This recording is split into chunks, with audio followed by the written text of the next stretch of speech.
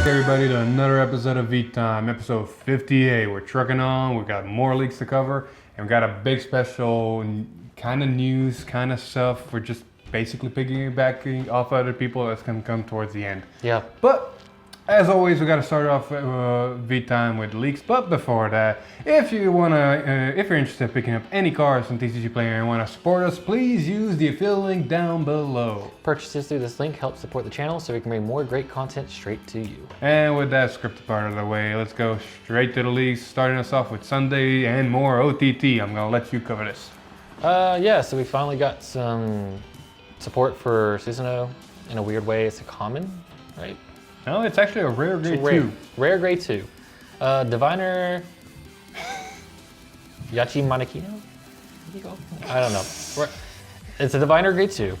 Auto rear guard, when it attacks, if you have 5 or more cards in hand, cost counterblast 1, reveal the top card of your deck, and if it's a unit card into the end of that battle, when your opponents would call cards from hand, they can only call cards with the same type, unit type as the card revealed. So basically, if you reveal trigger, they can only guard with triggers. If you reveal a crit, they can only if you reveal a normal unit, they can only guard with normal units. If they reveal an order, they can technically only guard with orders. It's a unit. No, unit type. Never mind. Ignore me. But still, normal unit, only normal units. Trigger unit, only trigger units. Simple, straightforward, and it's a weird card because it tells your opponent what's on top of your deck. Yes. So if this is the last attacker, you basically know what the first damage is going to be. It's also fun if you reveal like a heal trigger off the top of your deck and you're like, oh well, we both know we're going to be healing. I'm going to be healing next turn. Or your opponent can just say pass turn or hit a rear guard. True. Take that as you will. But moving on, we got to finally see the last Cray Elemental in the Premium Collection set. And later we're going to also talk about the last 2 strides in Premium Collection, and that's concludes Premium Collection, because as of today's recording, it is officially released in Japan. Mm-hmm. So if anybody wants to just keep proxying Premium Collection, the full set is on our Google Drive. All the sheets are ready to go. Have fun. But for the last Cray Elemental, we got Earth Elemental Logrock. Oh, Lorok. How are you going to... Lorok. Yep. Auto Guardian Circle. When placed, if you have only 1 Vanguard and this is and it's a grade 2 or lower, this unit cannot be hit until the end of battle. That unit. It's a free PG if you're below grade 3. Guess what? Great for Zazan. Or again Zazan, technically. I mean, it'd be funny with this. Or Calico Cat Zazan. If you're playing with DI and you use what's his name. Oh yeah, if you go Death Anchor into a promo grade 2, that's a 5k but gains Vanguard Rigor a K for every card in Soul, and it's not just during your opponent's turn. Yeah. You can ride on that. You have a basically big beat stick, and this works as a perfect card because you are a grade 2. That's a free perfect card. Yeah, take that as you will. Yep. Moving on, like we said, the last 2 strides of Premium, they finally got to get shown. Mega Colony and Bermuda. Ironically, both decks are long play. Yeah, that is weird. Sad he's not here. Yeah, it is. Oh well. I'll grab Bermuda if you want Mega Colony. Alright, so Pillaging Mutant Deity Deprener? I can't say English today. It's Mega Colony Stride. Auto Vanguard, when it attacks, costs Counterblast 1 and turn a face down card from your G zone face up. Your opponent chooses 3 face down cards from his or her G zone and turns them face up. And for each card with power turned face up, 3 of your front row units get power plus 15 until the end of turn. Excuse you? So, in the right case scenario, you're going to get really big, but at the same time, you're giving your opponent GB. You're not only giving your opponent GB, you're accelerating your opponent to a specific GB, especially because this is technically already giving you GB3. If you go first and go strides first, your opponent's already GB3 because of this thing. Mm-hmm. And then your opponent does have a choice. Like, granted, this card is very interesting when it comes to when you use it. Like, if your opponent chooses G-Guards, they lose G-Guards to guard with, but you don't gain power. Yeah. But again, they lose G-Guards. Like, if Murakami loses their G-Guard, how... Exactly. Most of the time, they're not going to choose their G-Guards. They're just going to choose strides they're not planning on using and just throttle themselves faster into the game. Oh yeah, like I saw the meme. This meme was floating everywhere. Mm-hmm. Like you got, normal stuff, nobody's excited, and Mega Colony stuff comes out, and Messiah, Hellheart 8, oh god, Heritage. are all just excited for this thing. I mean, it's a double-edged sword. Take it as you will. Yeah. Granted, this is a fun part. If the game does progress long enough, you can technically flip enough cards in your opponent's G-zone to where they cannot stride anymore. But with premium being what it is, you got to survive that long, and chances of that are very, very slim. Honestly, I mean, I know people. They don't want to do it, but they could have easily just said, "Let you choose the cards," and been fine. That would have been a little bit broken just because a lot of people put in their G-zone like text of one of and stuff like that, and you can basically like how many of the new Murakami stride do you run in your deck? Like 4. Okay, now I take 3 away after your first stride once using it. I mean, still though, like it gives like defensive options for a deck that's supposed to be defensive. Oh, you're not wrong. Like it's supposed to be the control deck, and that feels more control to me. You're not wrong. Let's move on to Bermuda Triangle that does basically a similar thing, but for itself, and basically turbos to not using stride, not using their G-zone anymore. Instant GB8, cough cough. Not only instant GB8, hey, can you say Highlander? Yeah. We got Valuable Verve Federica. Auto Vanguard, when placed, reveal 10 cards from the top of your deck, and if all of them have different card names, call up to 5 face-down mermaid cards with power and different card names from your G-zone to rearguard, and until the end of turn, they get 15 and can attack from the back row. And of course, at the end of the battle, those go back into the G-zone face up. Now, a fun thing to note about this card, there's 2 things. One, it reveals 10 cards, and they all have to be different. It's completely different than the standard variant where it just looks at normal units and you can have the same triggers. No, this one says you basically gotta run 1 of each trigger. I mean, it's interesting, but I guess the payoff is really good because all of your strides are 15K base already. I really wonder if the payoffs are that good. Like if you take it just in a normal Bermuda and don't, like you can technically run the grade 4 that gives you an Excel marker. So you have technically 6 rearguard circles. But if you just take 5 rearguard circles at base, Yes. you're gonna have 6 attackers. Yeah. Vanguard's gonna be a 26, 27, no, 26 or 28 or maybe more depending if you short over a grade 4. And then you're gonna have 5 more attackers that are all 30k because the strides are 15 plus 15 is 30. 30k is a decent number. It's also a heal trigger, it's also a 15k and a 5k, and it's also 10k after a defensive trigger. And it's just 6 of them. And you can take some of them. Yes. Like if this is first round, you can take some of them. It's on paper really good, but You're also talking about a format where you can jump ride Revier. fair. Okay, fair. Okay, not fair. This is Highlander. I mean, who says you can't Highlander jump ride Revier?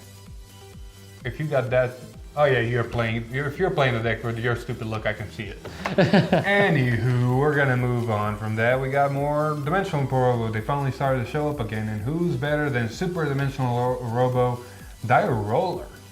Continuous rearguard Guardian Circle. If you have 2 or more other grade 3 units, this unit gets power 10k and shield 5k and intercept. Does not have a force marker. Nope.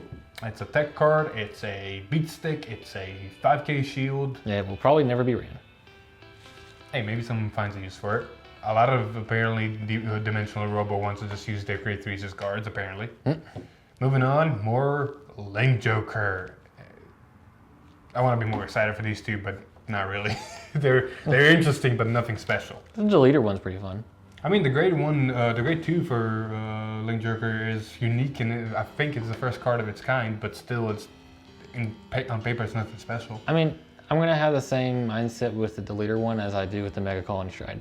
But we'll get there when we talk about it. Anyway, grade 2 first. Evil Claw of Natural Laws Draw Claw. Claw Call? Yeah. Auto when intercepts or placed on Guardian Circle. If this is the 4th battle of this turn or more, draw a card. It's basically telling you, oh, your opponent's multi-attacking, well, guard with this 5k shield, and then draw 1 more card to help you. Yeah, basically. It's an 8k grade 2 though, so it's like, its only merit is defense. Yeah, it's okay. Interesting, it's interesting.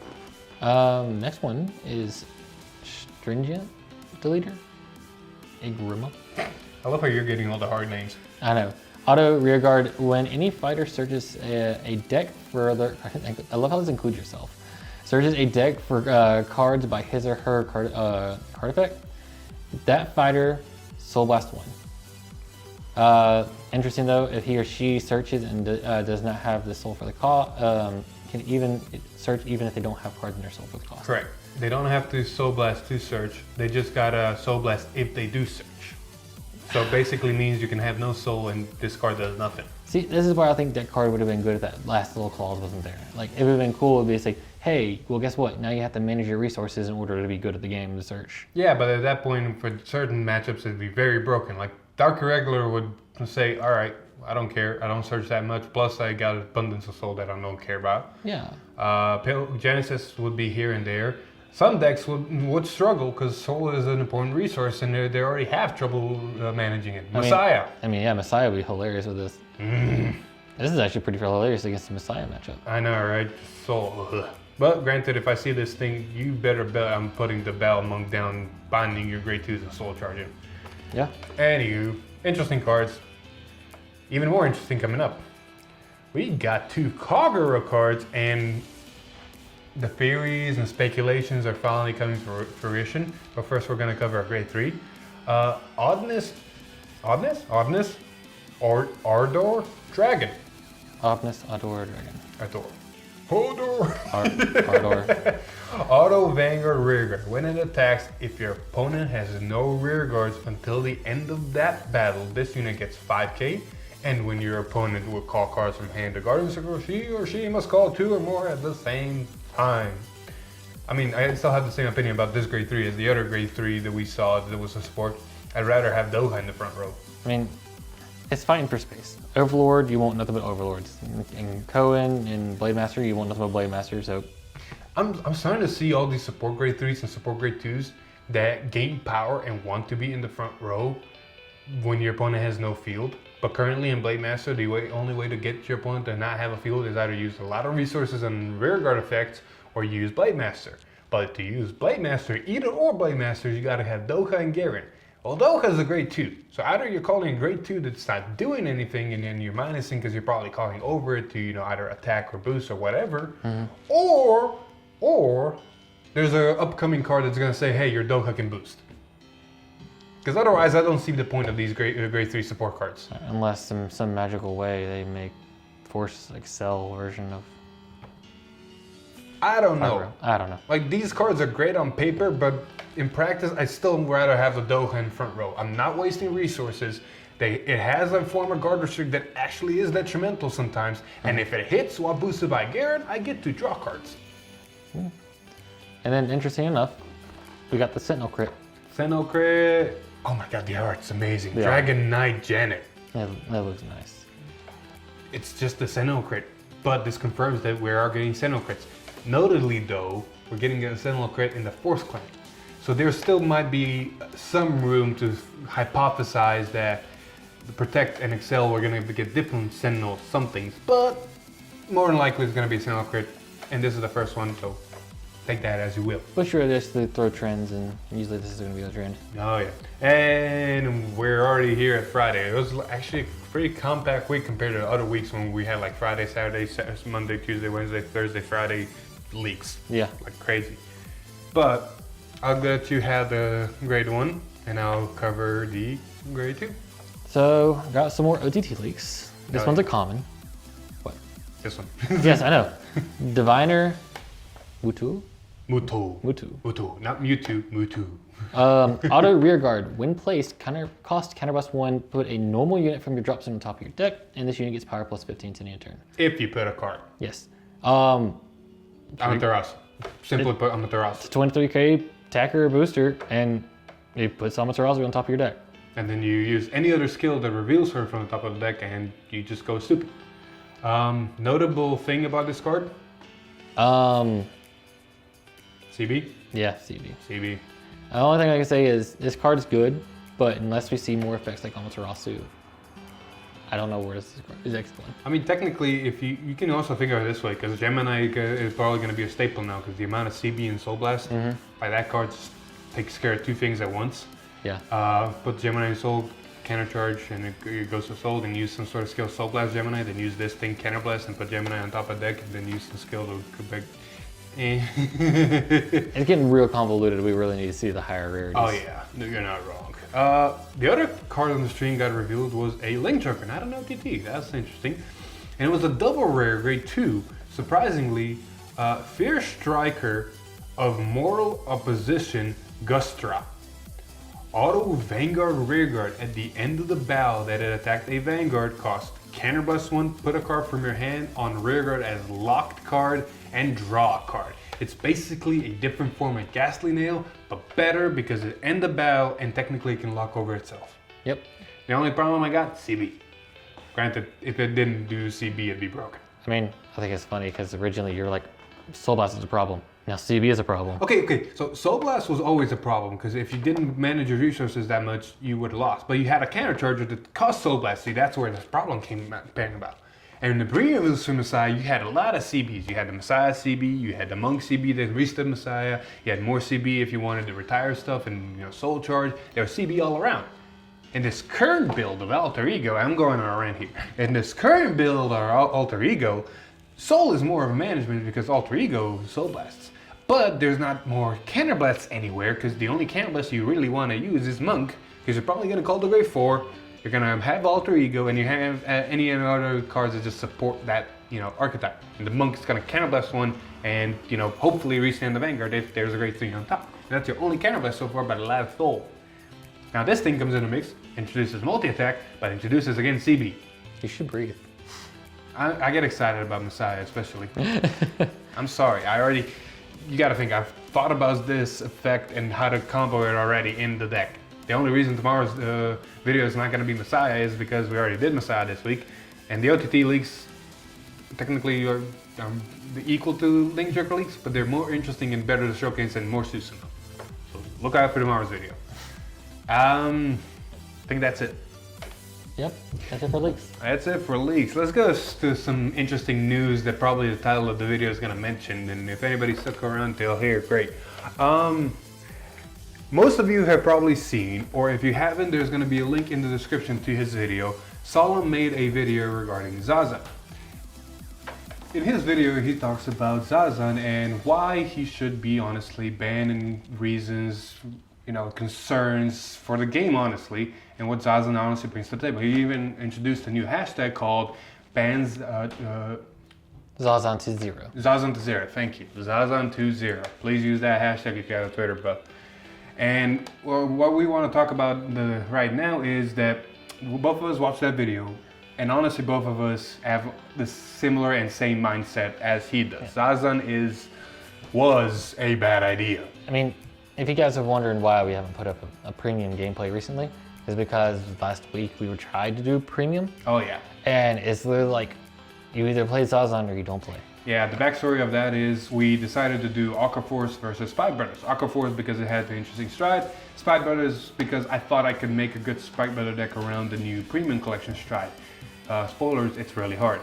But it came down to, okay, how do we build this deck? So we got a really good, one of my really good buddies is a very good Aqua Force player and knows Aqua Force inside and out. I asked him, hey, you have a deck for Aqua Force around the new stride? And he basically told me, play Zazan, Odysseus, and all that. And he is completely right. Yeah. Like, there is no point not to do that. I mean, you're just gonna make a board quickly and you're gonna overpower your opponent. It's pretty good.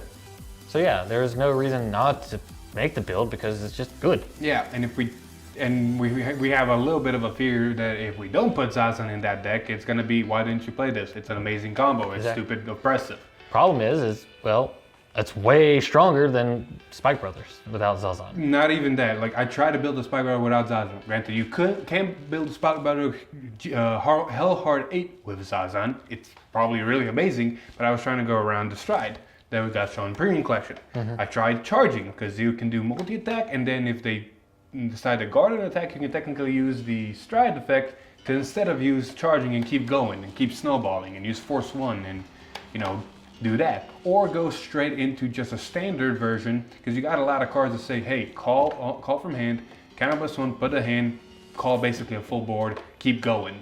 The only problem with the stride is that your opponent can really dictate what you hit and what you don't hit. And You can ask him. And it does not handle rush very well, which is a problem because that's all Zazan does. Yeah. Is rush you at grade 1 and we 2. play tested, trying to figure out how to build a spike deck. Every single time it didn't work, I was trying to figure out how to fix it, but one thought was occurring in my mind. This is not going to do well against Zazan. He's going to put me to 5 before I can stride, and he's going to be probably at 1 and 2. Yep. They can just take the hits from the force marker, the new stride's not going to do anything. And you start thinking about it, and you're like, okay, well, Zazan is pretty good in everything.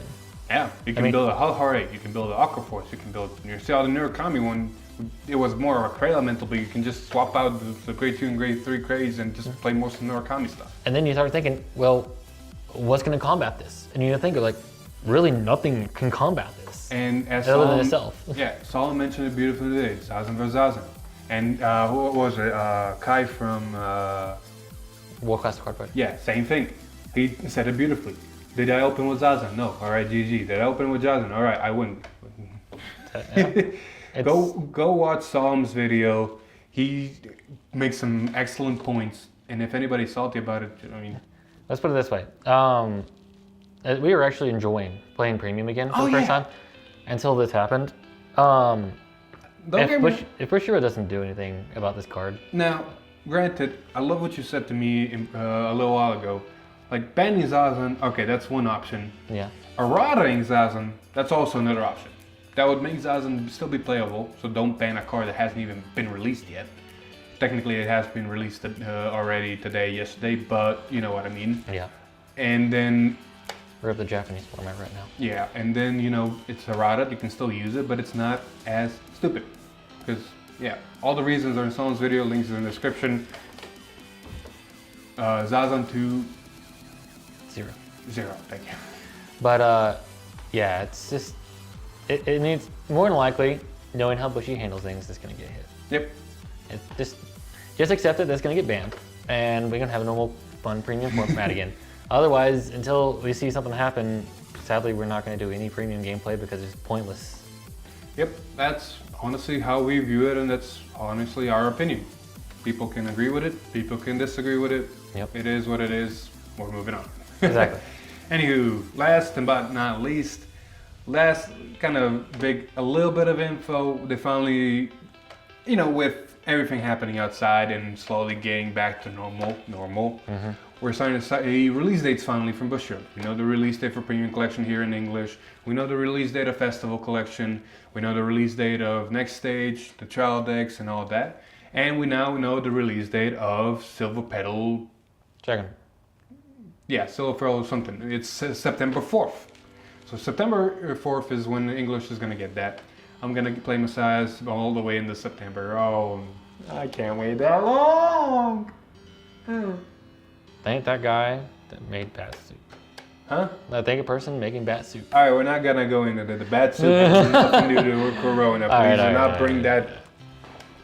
Don't step on that landmine. Anywho, with that out of the way, I think that's it. You got anything else you want to mention? I'm good. All right. Anyway, that was episode 58. Thank you everybody so much for watching. If you liked the video, please leave a like, share it with your friends, maybe even subscribe to our channel and leave a like, subscribe to our channel and ring that bell to get notified. Maybe even follow us on Facebook and join our Discord. I'd really got to get better at that spiel. Anywho, but as always, I've been Philip. This is Alex.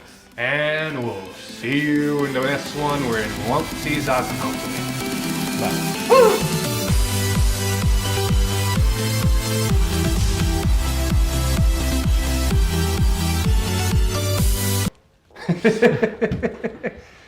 Run to the camera.